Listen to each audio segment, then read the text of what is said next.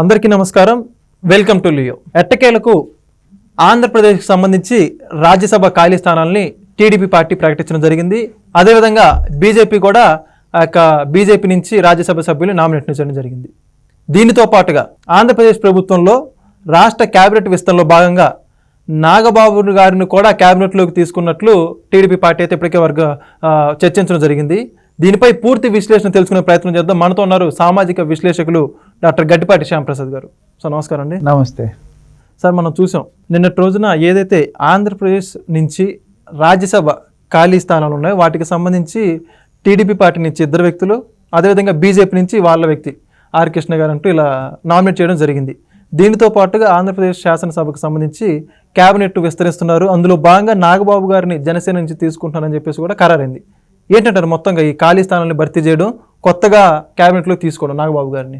ఈ విషయంలో ప్రజలు కానీ తెలుగుదేశం కార్యకర్తలు ప్రజల్లో చాలా మెజారిటీ సెక్షన్స్ అసంతృప్తిగా ఉన్నారు. ఈ డిసిషన్స్ కొంచెం రాజకీయంగా ఏదన్నా ఉపయోగపడతాయేమో కానీ ప్రజలకు అసంతృప్తి కలిగించినాయి. ఎలాగంటే ఈ 3 స్థానాలు ఆల్రెడీ రాజ్యసభ మెంబర్స్గా ఉన్నాళ్ళు రిజైన్ చేసిన స్థానాలు.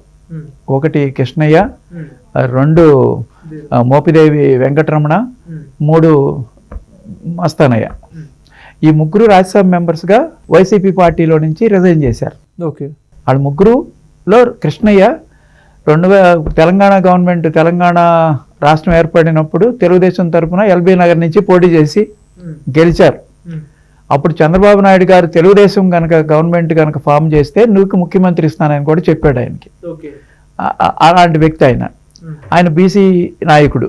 బీసీల్లో చాలా ఉద్యమాలు చేశాడు. దానికి వరకు మనకి ఆయన సమర్థించవచ్చు. అలాగే తర్వాత ఆయన కాంగ్రెస్కు మారి కాంగ్రెస్లో పోటీ చేసి ఓడిపోయాడు. తర్వాత సడన్గా వైసీపీలో రాజ్యసభ మెంబర్ అయ్యాడు. ఇప్పుడు వైసీపీ నుంచి రాజీనామా చేశాడు. చేసి ప్రస్తుతం బీజేపీలో చేరలేదో కూడా తెలియదు. కానీ బీజేపీ తరపున మాత్రం ఎంపీ క్యాండిడేట్గా రాజ్యసభ ఎంపీ క్యాండిడేట్గా నామినేషన్ వేశాడు ఇవాళ. ఆయన ఇంకా బీజేపీ సభ్యుడు అయ్యాడో లేదో ఇంకా డౌటే. కొంతమంది ఇండిపెండెంట్గా వేశాడు, నేను బీజేపీ కాదు అని అంటున్నారు. ఆయన మాత్రం సోషల్ మీడియాలో డిఫరెంట్ ఒపీనియన్స్ ఉన్నాయి ఆయన మీద. కాకపోతే రాజ్యసభలో బీజేపీ బలాన్ని పెంచుకోవటం కోసం ఆయనకి కంపల్సరీగా ఇవ్వాలనే ఉద్దేశంతో ఇచ్చినట్లున్నారు. అది మరి కూటమిలో ఒక పార్టీ బీజేపీ, కేంద్ర ప్రభుత్వంలో కీలక పాత్ర పోషిస్తున్న పార్టీ కాబట్టి అది తప్పనిసరి. ఈ చంద్రబాబు గారు కూడా దానికి యాక్చువల్గా ఆయనకు ఓట్లే లేవు. తెలుగుదేశం పార్టీ ఓట్లు, జనసేన పార్టీ ఓట్లతో ఆయన రాజ్యసభ మెంబర్ అవ్వాల్సిందే ఇనానిమస్ అయినా సరే.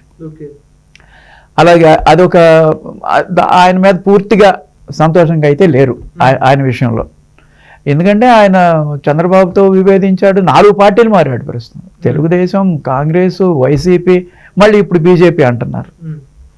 ఇలా పార్టీలు మార్చేస్తుంటే ఎట్లా ప్రజలకి ఏ సంకేతాలు ఇస్తాం మనం?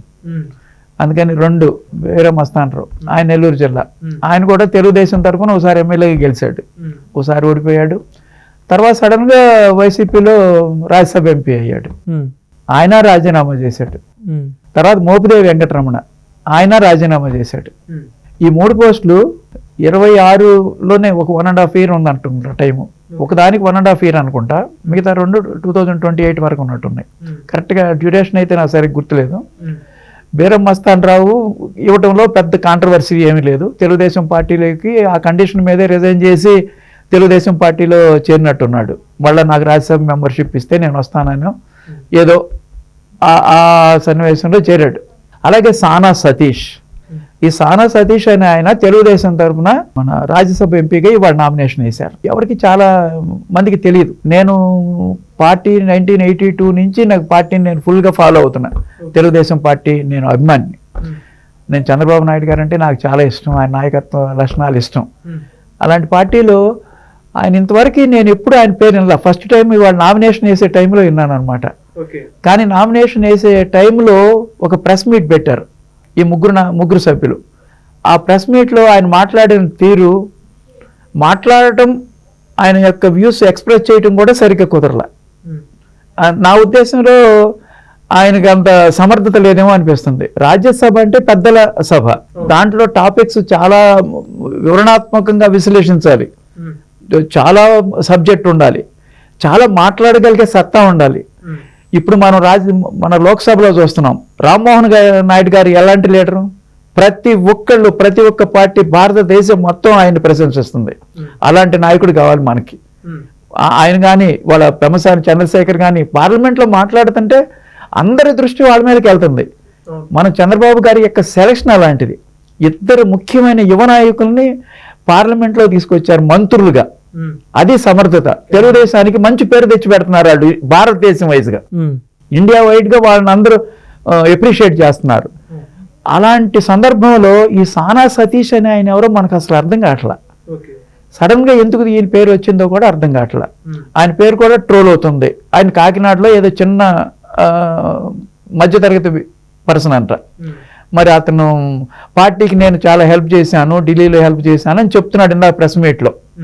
మరి ఆ హెల్ప్ చాలా మంది చేశారు. 40 సంవత్సరాల నుంచి పార్టీలో ఉన్న సీనియర్స్ ఎంతో మంది ఉన్నారు, మేధావులు ఉన్నారు, బాగా మాట్లాడగలిగే సత్తా ఉన్న వాళ్ళు కూడా ఉన్నారు.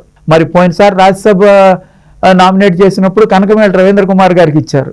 ఆయన చాలా డిసిప్లైన్డ్, అవినీతి లేని వ్యక్తి, చక్కగా మాట్లాడాడు, తెలుగుదేశం పార్టీని అంటిపెట్టుకుని ఉన్నాడు. అలాంటి వ్యక్తుల్ని సెలెక్ట్ చేయాలి రాజ్యసభకి. ఎవరికి పార్టీలో తెలియని వ్యక్తిని నేనేదో హెల్ప్ చేశాను, ఇంటర్నల్గా నేను చాలా హెల్ప్ చేశాను అనగానే ఎందుకు చంద్రబాబు గారు ఆయన పక్కన మొగ్గారో మరి మనకెవరికి అర్థం కావట్లా. మరి ఆయన సముద్రైన నాయకుడు, ఆయన దార్శనికుడు, చాలా అనుభవం ఉన్న వ్యక్తి. అలాంటి వ్యక్తి సెలెక్ట్ చేసిన దాంట్లో ఏం తప్పు ఉండదేమో అనుకుంటున్నాం. ఎందుకంటే ఆయన విమర్శించేంత స్థాయి నాకు లేదు. ఎందుకంటే నా వరకు నేను చాలా వరకు ఇవాళ సోషల్ మీడియా చూస్తే చాలా యాడ్వర్స్ కామెంట్స్ వచ్చినాయి ఆయన మీద. సోషల్ మీడియాలో రన్ అవుతుంది. ఏకగ్రీవంగా మాత్రం ఈ సెలక్షన్ ఎవరు అంగీకరించలా. మరి నాయకులకి వాళ్ళకు ఉండాల్సిన ఈక్వేషన్స్ వాళ్ళకు ఉంటాయి, దాన్ని బట్టి కూడా వాళ్ళు ఇచ్చి ఉండొచ్చు. కాబట్టి ఈ ముగ్గురు యొక్క దాంట్లో బీరా మస్తాన్ రావుది ఒకటి నాన్ కాంట్రవర్షియల్, కృష్ణయ్య కాంట్రవర్షియల్, సానా సతీష్ ఇద్దరు కొంచెం అటు ఇటుగా ఉన్నారు. కాకపోతే ఇప్పుడు చంద్రబాబు గారి నమ్మకం వీళ్ళు బాగా చేస్తారని చూద్దాం. రాజ్యసభలో వీళ్ళ బలం పెంచుకోవటానికి వేరే పార్టీ నుంచి రిజైన్ చేసి మరి ఈ పార్టీకి వచ్చారు కాబట్టి వాళ్ళు సక్రమంగా మరి సభ్యత్వాన్ని నిలుపుకొని చక్కగా రాజ్యసభలో రాణిస్తారని అనుకుందాం. అలాగే ఇప్పుడు మోపిదేవి వెంకటరమణ ఆయన కూడా రిజైన్ చేశాడు, కానీ ఆయన ఎక్స్పెక్ట్ చేయలే, ఏది రాజ్యసభ మెంబర్ అగైన్ ఆయన ఎక్స్పెక్ట్ చేయలే. ఎందుకనో ఆయన పక్కనే ఉండిపోయాడు, కామ్గా ఉన్నాడు. అలాగే ఇప్పుడు యాక్చువల్గా జనసేన నుంచి పవన్ కళ్యాణ్ గారు డిప్యూటీ సీఎంగా ఉన్నారు. అలాగే ఆయన సోదరుడు జనసేన పార్టీకి జాతీయ కార్యదర్శి. ఆ వ్యక్తికి కూడా రాజ్యసభ మెంబర్ ఇస్తారని మామూలుగా గత 2 నెలల నుంచి అనుకుంటున్నారు అనమాట. కానీ రాజ్యసభలో అకామిడేట్ చేయటం కుదరలా, డిఫరెంట్ ఈక్వేషన్స్ వలన. ఎందుకో సానా సతీష్ని తెలుగుదేశానికే 2 ఇవ్వదలుచుకున్నారు, ఇచ్చేశారు. కానీ ఈ నాగబాబు గారిని రాజ్యసభ మెంబర్గా ఇవ్వలేదు కాబట్టి స్టేట్ గవర్నమెంట్ మన రాష్ట్రంలో ఒక మంత్రి పదవి ఇద్దామని ఆలోచించారు. ఒక మంత్రి పదవి ఖాళీ కట్టి పెట్టారు. మనకి 25 మంత్రులు కావాలి, కానీ 24 మంత్రివర్గంలో 24లే ఉన్నారు. ఒకటి ఎవరికైనా అవసరం వచ్చినప్పుడు ఇద్దామని ఖాళీ కట్టి పెట్టారు. దాన్ని వాళ్ళు జనసేనకి ఇవ్వాల్సి వచ్చింది. జనసేనకి పవన్ కళ్యాణ్ గారు అడిగారు కాబట్టి ఇవ్వాల్సి వచ్చింది. అది పవన్ కళ్యాణ్ ఇష్ట ప్రకారం జనసేన నుంచి ఎవరినైనా ఆయన సజెస్ట్ చేయొచ్చు, కానీ నాగబాబు గారిని సజెస్ట్ చేశారు. ఆయన పార్టీకి చాలా కృషి చేశాడు, పిఠాపురంలో చాలా పనిచేసి పెట్టారు తనకి అనే ఉద్దేశం ఉంది. కానీ ఆయన సోదరుడు, మరి కుటుంబ పాలన గురించి చాలాసార్లు ప్రశ్నించిన వ్యక్తి పవన్ కళ్యాణ్ గారు. ఆయన నిజాయితీని ఎవరు శంకించరు. పవన్ కళ్యాణ్ గారు చాలా గొప్ప వ్యక్తి, ఆయన చాలా కష్టపడుతున్నాడు, తప్పనుంది. ప్రజలకి సరైన పరిపాలన అందించాలనే ఉద్దేశంతోనే ఆయన ఉన్నారు. ఆయన గుర్తించి అందరూ అప్రిషియేట్ చేస్తున్నారు, ప్రజలు కూడా పవన్ కళ్యాణ్ గారిని. కానీ ఇలాంటి సమయంలో సడన్గా నాగబాబు గారిని తీసుకొచ్చి మంత్రి పదవి ఇస్తాము అని చంద్రబాబు గారు తెలుగుదేశం లెటర్ హెడ్ మీద రాశారు. ఇప్పుడు మంత్రివర్గంలో మంత్రి అవ్వాలంటే ఎమ్మెల్యే అన్న అవ్వాలి, ఎమ్మెల్సీ అన్న అయి ఉండాలి. ఈయనకి ఏ పదవి లేదు. కానీ ఈయన మంత్రి అయిన తర్వాత ఒక 6 నెలల లోపు ఎమ్మెల్సీ కానీ ఎమ్మెల్యే కానీ అవ్వాలన్నమాట. ఎమ్మెల్యే అయ్యే ఇది లేదు కాబట్టి ఎమ్మెల్సీగా అవటానికి అవకాశాలు ఉన్నాయి. 5 ఎమ్మెల్సీగా రిజైన్ చేస్తున్నారు. అది ఇంకా కౌన్సిల్లో యాక్సెప్ట్ చేయాల. అది యాక్సెప్ట్ చేసిన తర్వాత ఎమ్మెల్సీ ఇవ్వచ్చు. ఎమ్మెల్సీ ఇచ్చిన తర్వాత మంత్రి ఇస్తారా, మంత్రి ఇచ్చిన తర్వాత ఎమ్మెల్సీగా తీసుకుంటారా అనేది మనం ఆలోచించాలి. తర్వాత చంద్రబాబు గారి ఇష్టం అది. ఎవరినైనా తీసుకునే హక్కు మంత్రివర్గంలో ముఖ్యమంత్రి గారికి ఉంటుంది. ఆయన నాగబాబు గారిని తీసుకోవడంలో ఉద్దేశం ఏంటంటే సహచర పార్టీ నాయకుడు, అధ్యక్షుడు, కీలక పాత్ర వహించిన, మన కూటమి విజయంలో కీలక పాత్ర వహించిన పవన్ కళ్యాణ్ గారు చెప్పారు కాబట్టి ఆయన మంత్రివర్గంలో తీసుకోవటానికి ఆయన ఒప్పుకున్నారు అన్నమాట. అలాగే పబ్లిక్ అనుకునేది ఏంటంటే డిఫరెంట్ సోషల్ మీడియాలో చూడటం ఏంటంటే ఈయన కన్సిస్టెన్సీ లేదు నాగబాబు గారికి. నాగబాబు గారు పార్టీకి ఎలాంటి సేవ చేశాడు, ఎప్పుడైనా సరే పవన్ కళ్యాణ్ గారిని చాలా ట్రోల్ చేశారు చాలా రకాలుగా. ఒక సినిమా యాక్టర్స్ కానివ్వండి, వైసీపీ వాళ్ళు కానీ ఎప్పుడూ దాన్ని ఖండించలే. ఏ రోజు పవన్ కళ్యాణ్ గారి మీద దాడిని ఖండించకపోగా, సపోర్ట్ చేయకపోగా ఎప్పుడు సైలెంట్గా ఉన్నాడు అనమాట. అలాంటి వ్యక్తే కాక ఆయన కొంచెం అహంకారపూరితంగా కూడా కొన్నిసార్లు బిహేవ్ చేశాడు. ఎలా అంటే బాలయ్య బాబుని ఎవరో నాకు తెలియదు, బాలకృష్ణ అంటే ఎవరో నాకు తెలియదు, ఎవరో హాస్యనటుడా ఎప్పుడో పూర్వకాల సినిమాల్లో చూశానే అన్నాడు. అంటే అది ఎంత ధోరణి, అలా మాట్లాడటం కరెక్టేనా? అలాంటి వ్యక్తికి డైరెక్ట్గా మినిస్టర్ పదవి ఇవ్వటం కరెక్టేనా అని అంటున్నారు ప్రజలు. నా ఉద్దేశంగా ప్రజలు ప్లస్ డిఫరెంట్ సోషల్ మీడియాలో పీపుల్ అంటున్నారు అనమాట.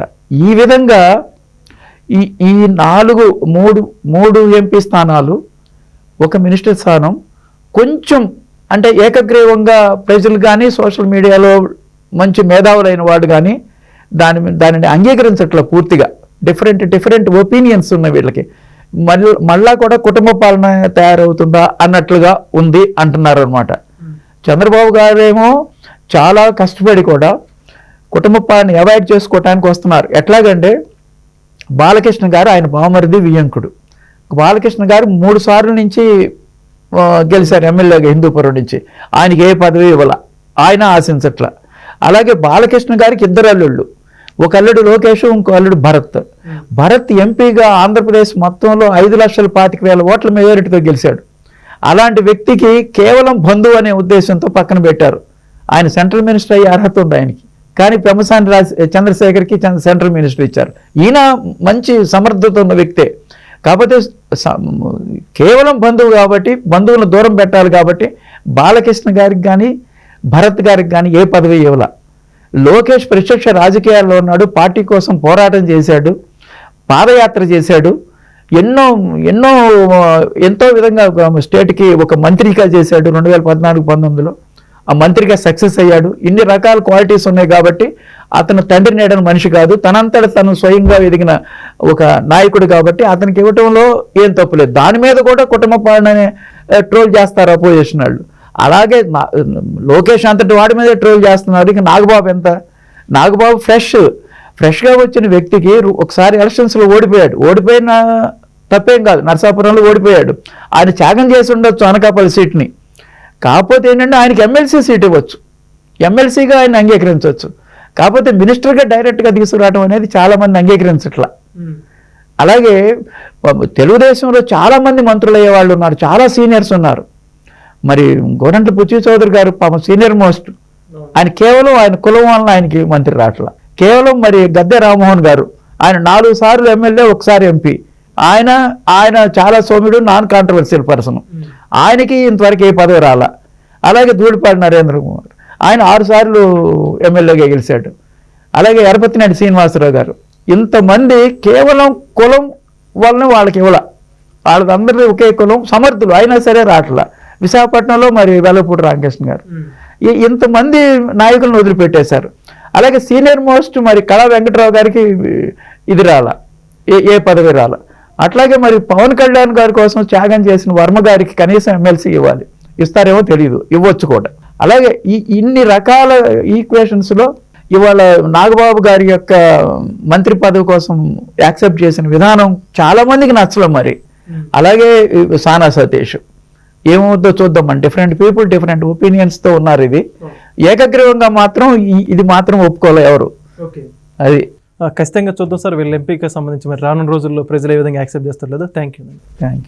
Please subscribe to Leo news for more videos.